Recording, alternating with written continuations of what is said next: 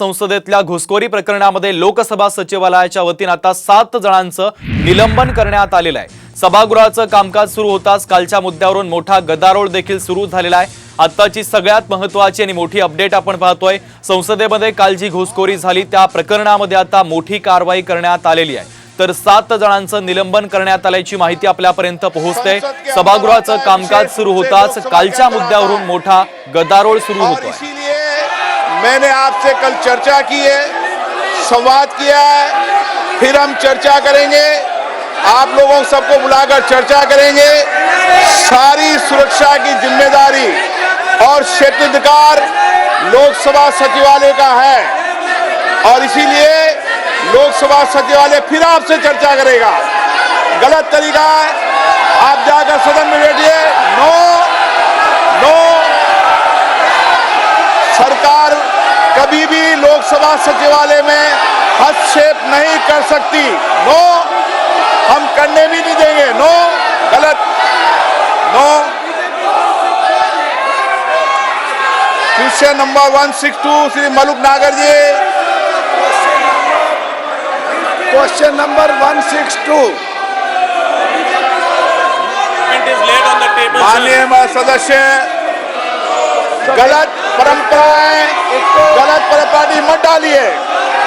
अध्यक्ष जी, पहले भी ऐसी घटनाएं हुई है, उन सब घटनाओं पर भी चर्चा करेंगे। भविष्य में घटना न हो इसके लिए भी हम और आप बैठकर चर्चा करेंगे।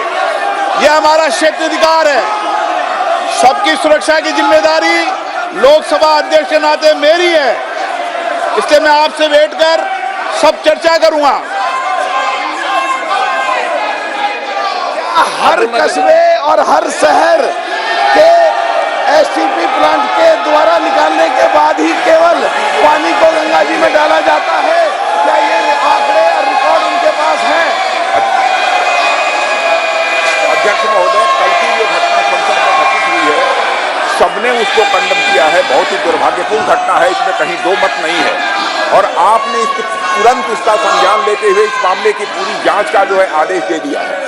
मैं समझता हूं कि भविष्य में हम सारे सांसद, चाहे वो पक्ष के हों अथवा प्रतिपक्ष के हों, सभी को सावधानी बरतने की आवश्यकता है ताकि जिनको भी हम पास देते हैं ऐसे व्यक्ति को पास न दिया जाए जो जाकर इस प्रकार की अराजक स्थिति संसद भवन के अंदर पैदा कर दे।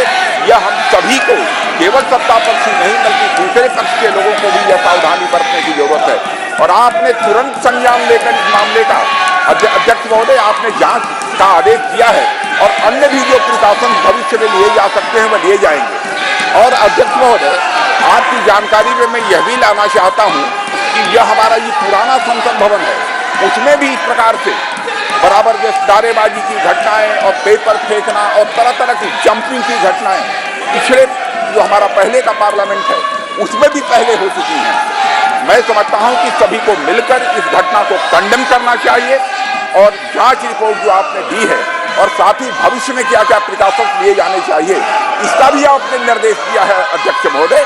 तो मैं समझता हूं कि इस प्रकार से इस संसद के अंदर अराजक स्थिति पैदा करने का कोई औचित्य नहीं है।